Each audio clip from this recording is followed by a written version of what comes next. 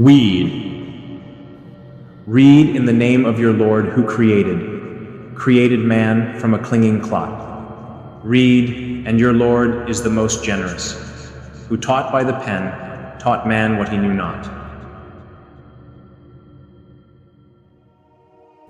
Allah, the Creator, brought the universe into existence in 6 vast periods, stretches of time that, by our measure, span billions of years.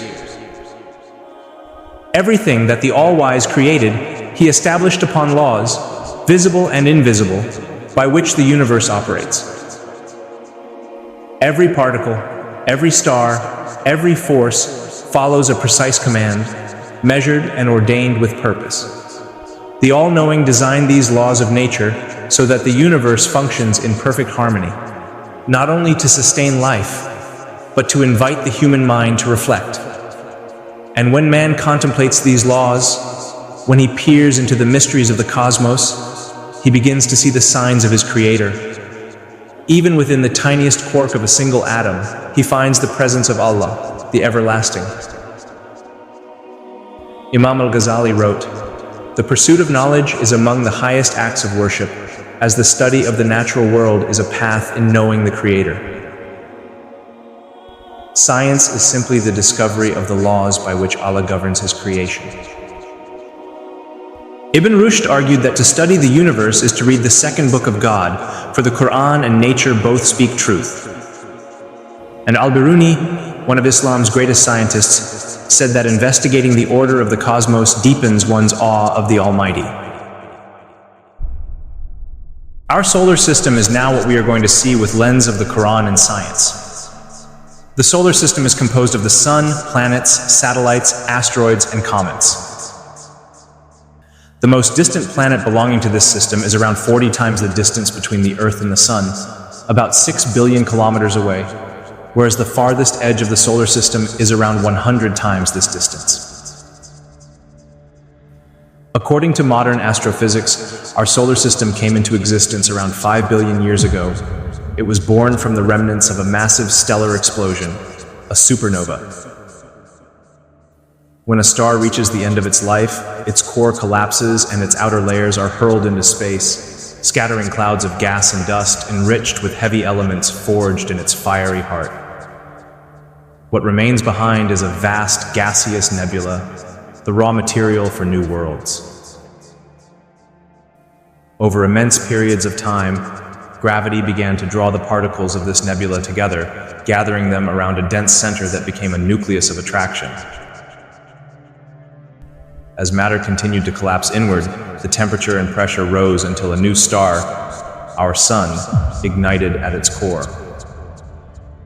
Around it, smaller concentrations of gas and dust formed, gradually merging into rocky bodies about 10 kilometers across, known as planetesimals. Through countless collisions and the pull of gravity, these planetesimals coalesced into the planets that now orbit the Sun. In the past few decades, astronomers have discovered hundreds of similar systems beyond our own. Planetary families circling distant stars, known as exoplanets. Most of them are giant worlds of gas, while a few are small and rocky like Earth. In some regions of the cosmos, the planets never solidified, remaining as colossal spheres of gas, much like Jupiter, Saturn, Uranus, and Neptune in our own system. Each planet settled into its orbit, moving with perfect precision around the newborn Sun. Some leftover planetesimals, scattered by gravitational forces, drifted to the outer reaches of the solar system, forming vast belts of icy debris. These are the comets, frozen travelers that occasionally fall back toward the Sun, glowing with long, luminous tails as they briefly visit the realm of light before vanishing again into the deep. The Sun is a nearly perfect sphere of blazing plasma, a sea of charged particles so hot that atoms exist only as ions. It is the ultimate source of energy for all life on Earth, with a diameter of about 1.4 million kilometers, roughly 109 times that of our planet. The Sun alone contains 99.86% of the total mass of the solar system. Around 3/4 of its mass is hydrogen, the simplest and most abundant element in the universe. The remaining quarter is mostly helium, with traces of heavier elements such as carbon, oxygen, neon, and iron, the very ingredients that later formed planets, oceans, and life itself. The Sun spins slowly on its axis, completing one rotation in about a month. But this rotation isn't uniform. Its equator turns faster than its poles.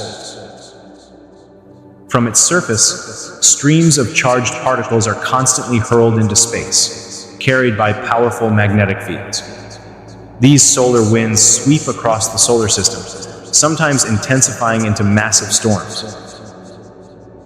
When such storms reach Earth, they can disrupt satellites, power grids, and communications. Yet, our planet is protected by a powerful magnetic shield, the Earth's magnetosphere, which deflects these dangerous particles and preserves life beneath its invisible armor. The Quran mentions the Sun 33 times, always as a visible sign of Allah's creation, a source of light and order in our daily lives. It is described as a radiant lamp, an object that emits its own light, in contrast to the moon, which merely reflects it. Both are given distinct roles, each moving precisely within its ordained path. As the Quran says, the sun and the moon move by precise calculation. This verse alludes to the perfect harmony of celestial motion, the measured courses of the sun and the moon that allow humanity to mark time, count days, and construct calendars. The Quran places great emphasis on the destiny of the sun and its role in the final events of the universe. Several verses describe the stages the sun will pass through as the end of time approaches. In Surah At-Takwir, the Quran portrays a dramatic vision of cosmic collapse, إِذَا الشَّمْسُ كُوِّرَتْ وَإِذَا النُّجُومُ انْكَدَرَتْ, when the sun is folded up and when the stars fall, losing their light. This imagery describes the dimming of the sun and the fading of the stars, a moment when the universe itself begins to unravel. Now, science tells us the story of our sun. The physicist Hans Bethe explained the process at the heart of the sun, nuclear fusion. In this process, hydrogen atoms fuse together to form helium, releasing colossal amounts of energy. In essence, billions of hydrogen bombs are igniting every second within the sun's core, transforming a small fraction of its mass into pure energy. This continuous nuclear cooking not only powers the sun, but also forges heavier elements, the very building blocks of planets and life. Every ray of sunlight that reaches Earth carries the energy born from this cosmic furnace. According to astrophysical calculations, the sun still holds enough hydrogen fuel to shine for another 5 billion years. The sun functions as a vast, self-regulating thermodynamic system. Deep within its core, a delicate balance is maintained between two opposing forces: gravity pulling inward and the pressure of nuclear fusion pushing outward. Gravity constantly tries to compress the sun into a smaller, denser sphere, while the immense energy produced by fusion resists that collapse, pushing outward to keep the sun stable. Whenever gravity gains the upper hand and the sun's core begins to contract, the pressure and temperature within rise according to the laws of thermodynamics. This rise in temperature accelerates the rate of nuclear fusion, generating more energy and causing the core to expand again. As it expands, it cools, slowing the rate of fusion and allowing gravity to once again tighten its grip. This continuous interplay between contraction and expansion is what sustains the sun's perfect balance, a state known as hydrostatic equilibrium. In this steady furnace, roughly 4 million tons of matter are converted into heat and radiation every second. But this balance is not eternal. Over billions of years, the sun gradually consumes the hydrogen in its core, transforming it into helium. When the hydrogen supply drops too low to maintain fusion at its current rate, the internal pressure decreases, and the core begins to contract once more. The rising temperature then triggers a new phase of fusion, helium nuclei combining to form carbon. 3 helium atoms fuse together to produce 1 carbon atom, releasing an enormous burst of energy. Unlike hydrogen fusion, this process does not unfold gently. It ignites suddenly and violently throughout the core, an event known as the helium flash, marking a dramatic transformation in the life of the Sun as it moves toward its next and final stages.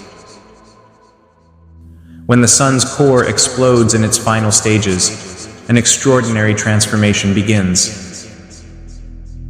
The immense energy released causes the Sun to swell to more than 100 times its original size. Its outer layers expand and cool, turning its once golden light into a deep crimson glow. At this stage, the Sun will become what astronomers call a red giant, a colossal dying star. Some astrophysicists predict that the Sun's expansion will engulf the inner planets, consuming Mercury and Venus, and perhaps even reaching Earth's orbit. Whether the Earth is swallowed or scorched, the sight from afar would be apocalyptic. The sky torn apart and painted in shades of red, as if the heavens themselves were bleeding. The Quran describes this scene with striking accuracy. Then when the heaven is rent asunder and becomes red like red hide. And in another verse, and the sky will split apart, for that day it will be frail. As the Sun draws dangerously close, the Earth's atmosphere will begin to disintegrate, stripped away by the intense heat. Without this protective veil, the planet will be left bare and lifeless. The Quran captures this moment as well, and when the sky is stripped away,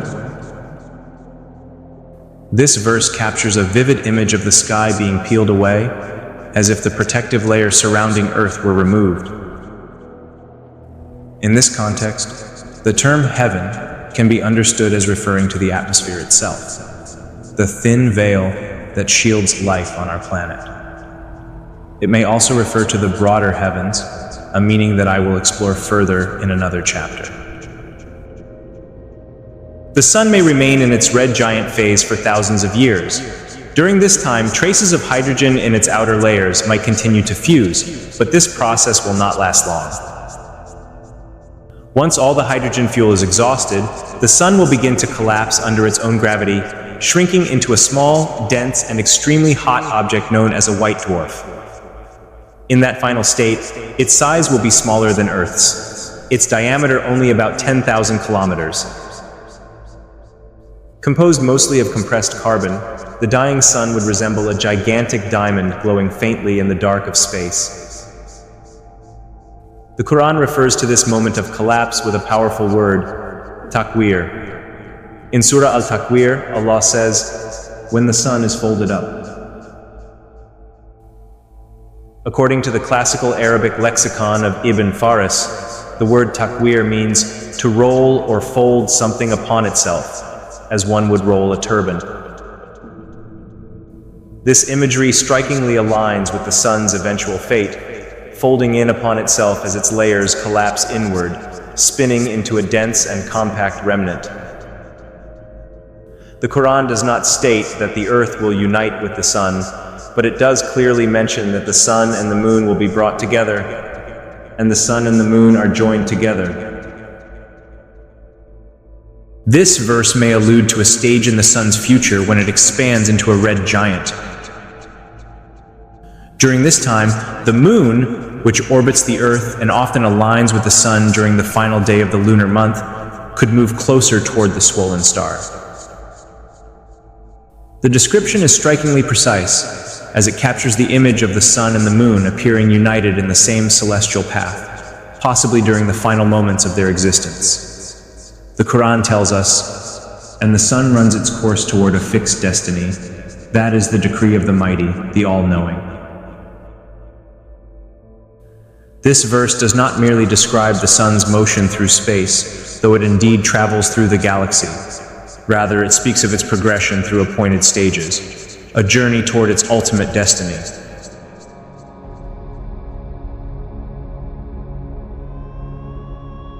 There are also profound prophecies from the Prophet Muhammad, peace be upon him, concerning the fate of the sun in the end times. The first is a hadith describing how, on the Day of Judgment, the sun will be brought near to the earth. Modern astrophysics already anticipates a similar event, when the sun, after exhausting its nuclear fuel, expands into a red giant and approaches the Earth's orbit, possibly engulfing it. The second hadith mentions that one of the final signs of the hour will be the sun rising from the west. This statement has long puzzled scholars and scientists alike. Could it mean that the Earth's rotation will reverse? Or might there be another explanation? To understand it, we must remember that what makes the sun appear to rise from the east and set in the west is the rotation of the Earth on its axis. The direction of this rotation, from west to east, gives us our cycle of day and night. Therefore, for the sun to rise from the west, one of two extraordinary events must occur. Either the Earth's rotation reverses direction, or the sky itself, our frame of reference, shifts in a way that makes the sun appear to rise from the opposite side. Modern science acknowledges that a reversal of Earth's magnetic polarity has happened many times in geological history. The North and South poles have switched repeatedly. This process, called geomagnetic reversal, happens when the flow of molten iron in Earth's outer core changes direction. While a magnetic flip doesn't directly mean the planet's rotation reverses, it indicates that the deep internal dynamics of Earth can change drastically. If, under extreme gravitational and solar conditions, such as during the sun's final phases, the Earth's internal balance were disrupted, it could theoretically alter the planet's axial stability or rotation rate. There is another possible explanation rooted in orbital mechanics and perception. As the sun approaches its final stages, it will expand immensely, releasing massive waves of plasma and energy. These bursts will distort the magnetosphere, the invisible field shielding Earth from solar radiation, and could cause a violent atmospheric reaction. Imagine the western horizon, suddenly illuminated by a colossal fiery glow, as the swollen sun fills nearly half the sky. To an observer on Earth, it would look as though the sun is rising in the west, not because the Earth has reversed its spin, but because the sun's size and brightness have overtaken the sky from that direction. This cosmic upheaval is described in the Quran with remarkable precision. When the heaven is split asunder, and listens and obeys its Lord, and it must do so. And when the earth is stretched forth, and casts out all that is within it, and becomes empty. Dr. Basil Altay writes that here, the sky being torn apart, and the earth being stretched forth, evoke an image consistent with modern expectations. As the sun swells, Earth's crust and atmosphere will undergo immense stress. The surface could melt and expand under the rising heat, and the molten interior could spill out, as if the Earth were casting out what is within it. Another verse offers even greater detail. When the sky is cleft asunder, when the stars are scattered, and when the seas are burst forth. This vividly describes the disintegration of the solar system. As the sun's gravity changes during its red giant phase, the orbits of the planets will become unstable. Some may drift away, others may spiral inward and disintegrate. The Earth's oceans, under extreme heat, would evaporate and explode into vapor, exactly as the verse describes. And in another passage, the Quran says, "On the day when the sky will be like molten brass, and the mountains will be like tufts of wool. This is a strikingly accurate portrayal of what the sky might look like when the sun becomes a vast, fiery red sphere filling the heavens. Its flares and plasma storms would make the sky appear like boiling metal, like molten brass. Meanwhile, the heat would vaporize rock and dust, reducing the mountains to floating particles, like tufts of wool. I will discuss the phenomenon of the sun rising from the west in greater detail in a later chapter, inshallah. Iraqi physicist and philosopher Basil Al-Tayi made an intriguing attempt to calculate the possible time when the entire universe would enter a state of chaos, the day of doom. The Quran says, "On that day, we will roll up the heavens like a scroll of writings. Just as we produced the first creation, so shall we reproduce it. That is a promise binding on us. We truly uphold our promises." Building on this, Al-Tayi referred to another verse in the Quran that mentions a day equivalent to 50,000 years and used it as a symbolic measure for the collapse of the universe. If one takes that duration, 50,000 years, as a cosmic timescale and multiplies it according to the Quranic indication that each day equals 1,000 years of our reckoning, the resulting figure is staggering. By his calculation, the duration of the universe's collapse would span approximately 17.7 billion solar years. Modern cosmology estimates the current age of the universe at around 13.8 billion years. According to Al-Tayi's reasoning, this means the universe could begin its collapse in roughly 4 billion years, a time not far from the predicted death of the sun, when it will expand into a red giant and eventually shrink into a white dwarf. From this, Al-Tayi concluded that when the sun begins its final collapse, what the Quran describes as takwar, or the folding up of the sun, it will mark the beginning of the universal collapse, the big crunch foretold in the Quran. However, he cautioned that such calculations are not definitive predictions, but symbolic interpretations, meant only to show that the Quranic description of the sun's end aligns remarkably with the beginning of the universe's final return to its creator. The calculation is certainly fascinating, but in my understanding, the two verses that Dr. Basil Al-Tayi used refer to different timelines and contexts. Both compare divine time with human time, but they describe distinct realities. One verse mentions that a day in the way of the angels ascending to Allah equals 50,000 years of our time, a measure of cosmic distance and divine order, while another verse says that a day of your Lord is like 1,000 years of what you count, referring to the unfolding of the day of judgment itself. These verses highlight different dimensions of time, rather than offering a single numerical scale. However, the Quranic verses and hadith we have discussed clearly indicate that the explosion of the sun will mark the beginning of the day of doom. According to modern science, the sun's natural life cycle would take billions of years to reach that stage. But it's difficult to believe that the final hour would take that long to arrive. Perhaps some external event or divine intervention will alter the sun's natural course. It is also known from authentic narrations that Dajjal, the false messiah, will tamper with time, causing days to stretch and distort. This could be a part of that greater cosmic disturbance. Allah knows best. We will explore this mystery in greater detail in another chapter, inshallah.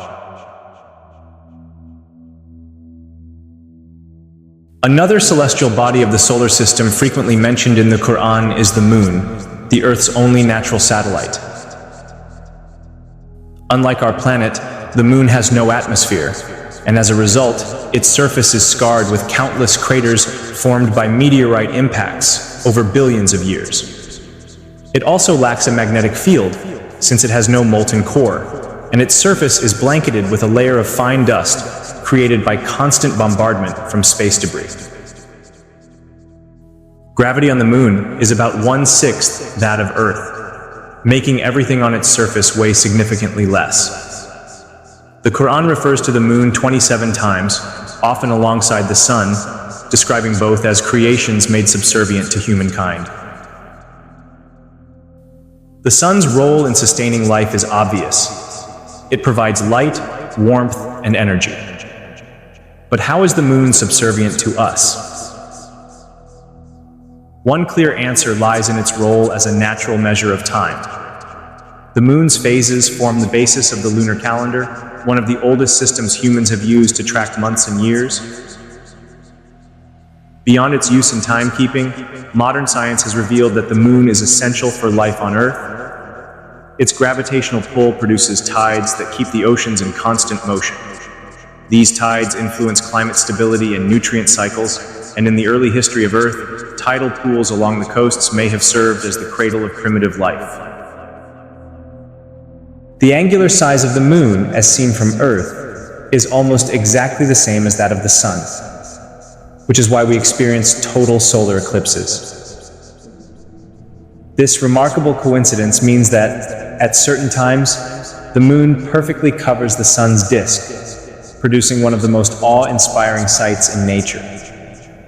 If the moon were even slightly smaller, or farther away, such total eclipses would never occur. A delicate balance that highlights the precision of cosmic design. The light of the moon, as the Quran beautifully points out, is borrowed light. The Quran describes the sun as a source of light and heat, a lamp, while the moon is described as something that reflects or shines with light. Modern science confirms this distinction. The sun emits its own light through nuclear fusion, while the moon merely reflects sunlight from its surface, illuminating our night sky. Another fascinating feature of the moon is that we always see the same face. Despite revolving around its own axis, we never see its far side from Earth. This is due to a phenomenon called tidal locking. The moon takes exactly the same amount of time to rotate once on its axis as it does to orbit the Earth. As a result, the same hemisphere constantly faces us, while the other remains hidden from view. Interestingly, tidal locking is not unique to our moon. Many exoplanets discovered beyond our solar system are also locked to their stars, meaning one side is in eternal daylight while the other is in perpetual darkness. If such a condition were ever to occur with the Earth and the Sun, half of our planet would burn under endless day, while the other half would freeze in everlasting night, a reminder of the delicate balance that sustains life on Earth. The Quran describes the motion of the moon with remarkable precision, long before humanity understood its orbital mechanics. It says, "He it is, who made the sun a shining brightness, and the moon a light, and ordained for it mansions, manazil, so that you might know the computation of years and the reckoning. Allah has not created this but in truth. He makes the signs clear for those who understand." Here, the word manazil refers to the moon's stages or positions in the zodiac, through which it travels as it orbits the Earth. Each of these stages corresponds to the phases of the moon, which the Quran further describes. "And the moon, we have ordained for its stages till it returns like an old dry palm branch."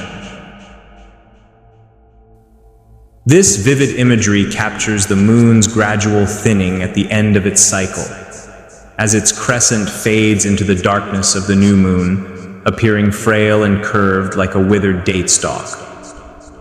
But the Quran also extends this celestial story to the ultimate fate of the sun and moon, when the sight is confounded and the moon is cracked, and the sun and the moon are joined together.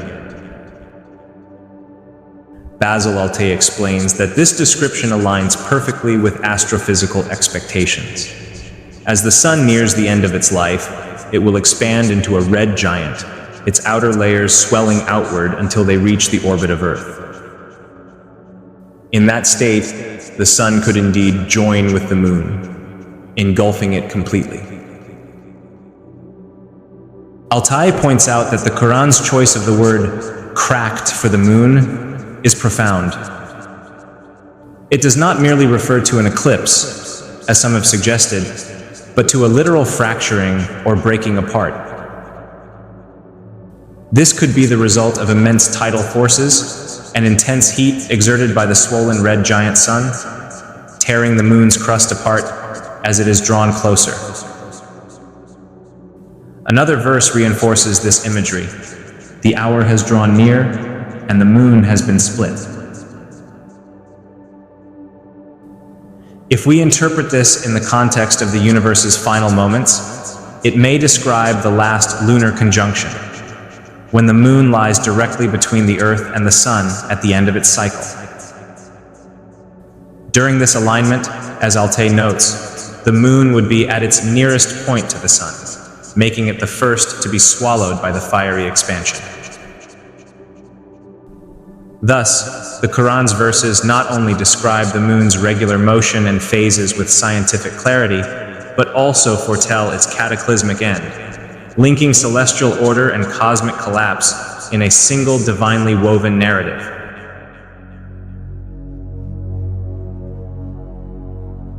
Among all the celestial bodies mentioned in the Quran, the Earth holds the most prominent place.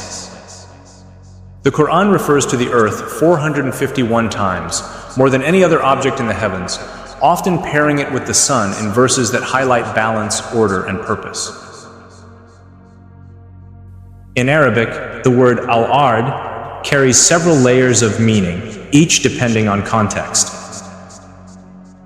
At times, it refers to a specific piece of land, as in the verse, "Do you not see that Allah sends down water from the sky, and the earth becomes green?" Here, earth points to the soil that revives with life after rainfall. In other places, it denotes a territory, city, or kingdom, as in, "Indeed, Pharaoh exalted himself in the land," al-ard. In this usage, it represents human civilization, power, and dominion. And in yet another broader sense, the word describes our entire planet, the home of humanity amid the cosmic expanse. Indeed, in the creation of the heavens and the earth, and in the alternation of night and day, are signs for those who understand. Thus, the Quran uses the same word, al-ard, to describe everything from a humble patch of soil to the vast, life-bearing world we inhabit. The Quran contains several remarkable indications of the Earth's rotation, expressed in a way that reflects both poetic beauty and scientific precision. One of the clearest references lies in how it describes the succession of day and night. He created the heavens and the earth with truth. He wraps, yukawir, the night over the day, and wraps the day over the night. Dr. Basil Altai draws attention to the word yukawir, a term that carries the imagery of something being rolled or wrapped around in a circular motion. In classical Arabic, the same verb was used to describe the act of wrapping a turban around the head. Thus, the verse implies that the night and day are continually enfolding each other in a rotational pattern, much like the overlapping coils of a turban, a vivid expression of the Earth's rotation on its axis. Such linguistic precision is rare, even in Arabic, and it reflects the Quran's profound choice of words to hint at natural phenomena centuries before their scientific discovery. Another verse reinforces this concept from a different angle. "And he placed firm mountains on the earth, lest it should shake or tumble with you." Here, the key word tamida, is derived from male, to lean or tilt, but with an added implication of motion, suggesting not a mere static tilt, but one accompanied by movement. The verse subtly points out that without the stabilizing role of mountains, the Earth's surface could become unstable, tumbling as it moves. Together, these verses convey a strikingly accurate image. The Earth as a rotating balanced body, spinning steadily in space, its motion delicately stabilized by the very structure of its crust. The Quran's word choice thus captures, with poetic precision, both the rotational dynamics and the geophysical stability of our planet. Some people have argued that the Quran describes the earth as flat, often citing the verse, "And after that, he spread the earth." However, such a claim arises from misunderstanding both the language and the context of the verse. As mentioned earlier, the word earth in the Quran carries multiple meanings. It can refer to a specific piece of land, a region or country, or the entire planet depending on the context. Dr. Basil Altai explains that linguistically, the word dahaha does not mean flattened in the sense of making something flat like a plate. Rather, in Arabic etymology, it means to spread or level, whether by natural or artificial means. The verse that follows immediately mentions how Allah brought forth water and vegetation from the land, which suggests that the spreading here refers to the leveling of certain regions of the earth to make them suitable for habitation, agriculture, and life, not to the overall shape of the planet. Furthermore, as we saw in another verse, He wraps the night over the day and wraps the day over the night. The Arabic word yukawir, meaning to roll, perfectly captures the image of one half of the globe being in darkness while the other is in light. This rolling sequence of day and night is only possible on a spherical, rotating planet. Another verse adds to this understanding, "And each one is floating in its own orbit." This applies to the sun, moon, and earth alike, all moving smoothly through space according to divine law.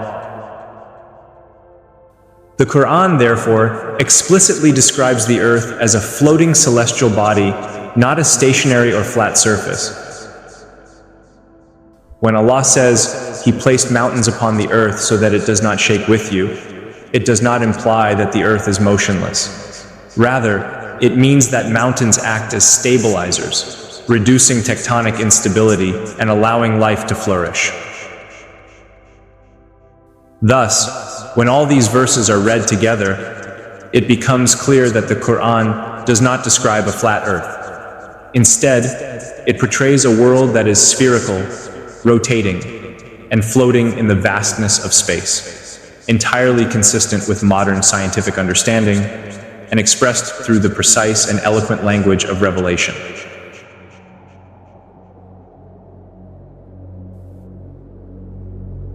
The word day is mentioned 57 times in the Quran, while night appears 92 times. The Quran says, "He covers the night with the day, which is in haste to follow it, and He has made the sun, the moon, and the stars subservient by His command." Here, the day is described as covering the night and hastening to follow it, a description that aligns beautifully with the continuous rotation of the earth. The Quran also likens the covering of day over night to a veil, suggesting that daylight is not universal, but limited to one region at a time. This is scientifically accurate, as day exists only on the sunlit half of the earth, while the other remains in darkness. Another verse deepens this image. "And a sign for them is the night, from which we peel off the day, and they are left in darkness." The expression "peel off" perfectly captures the gradual transition from day to night, as if layers of light are removed from the earth. Dr. Basil explains that the Quran's use of the word peel, naslahu, in describing the transition from day to night, carries profound meaning. The term perfectly fits the scientific reality of how daylight operates on Earth. Daylight is not simply the presence of sunlight, but the result of the Earth's atmosphere scattering sunlight in all directions. This scattering allows us to see even in shaded areas without direct exposure to the sun. On the moon, however, which lacks an atmosphere, light is not scattered. Objects are visible only under direct sunlight, and the rest remains in total darkness. On Earth, by contrast, even the space under a table or behind a wall is faintly illuminated because of atmospheric scattering. The Quran's imagery becomes even more remarkable when we consider that the Earth's atmosphere is an extremely thin layer, only about 100 kilometers thick, compared to the Earth's radius of 6,000 kilometers, a mere 1.6% of its size. This proportion is roughly like the thinness of a cow's skin compared to its whole body. Thus, when the sun sets and the daylight fades, it is as if the thin skin of light is peeled away from the earth, exactly as the Quran describes.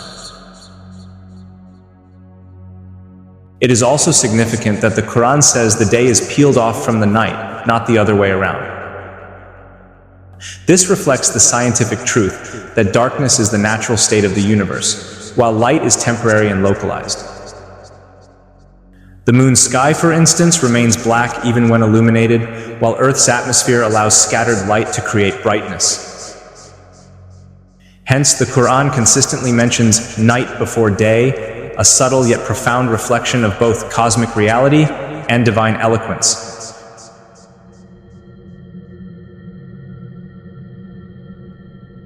The Quran alludes to the possibility of humans venturing beyond the earth, emphasizing that such a feat requires immense power and authority.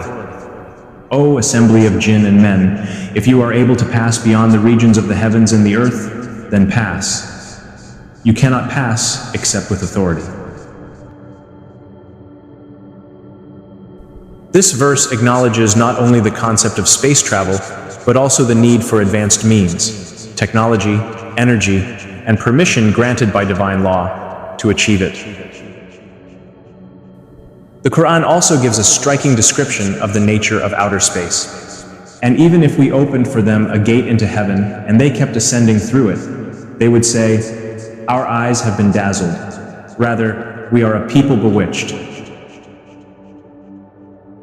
This verse captures the exact experience of what astronauts later described: the sudden transition from the brightness of the atmosphere to the overwhelming darkness of space.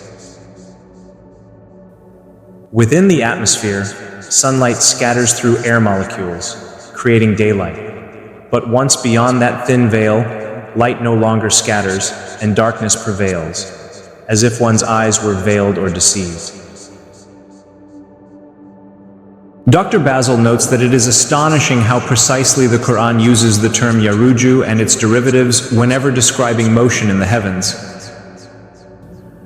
This word specifically refers to ascending along a curved path, an expression that aligns remarkably with what modern physics calls geodesic motion. According to Einstein's theory of general relativity, all movement in space, whether of planets, light, or energy, follows curved trajectories shaped by gravity. Even light itself bends as it travels through the warped fabric of space-time. This concept appears repeatedly in the Quran. He regulates the command from the heaven to the earth, then it ascends, yaruju, to him in a day the measure of which is 1,000 years of your reckoning. Here, the ascent of the divine command is not linear but curved, echoing the natural motion of everything in the cosmos. The Quran also tells us, "The angels and the Spirit ascend, taruju, to him in a day the measure of which is 50,000 years."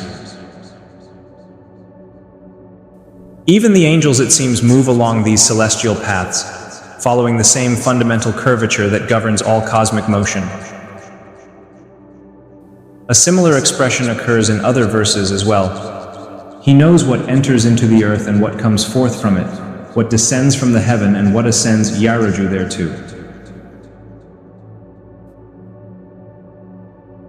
Each of these verses reflects an extraordinary precision in language, revealing a harmony between Quranic expression and the scientific understanding of motion in the universe. There is much more to explore. The magnetic field of the earth, the rain cycle, the formation of clouds, the stars scattered across the heavens, the oceans and rivers that sustain life, and even the nature of time itself. All of these wonders are mentioned in the Quran for those who reflect. As Allah says, "We will show them our signs in the horizons and within themselves until it becomes clear to them that it is the truth."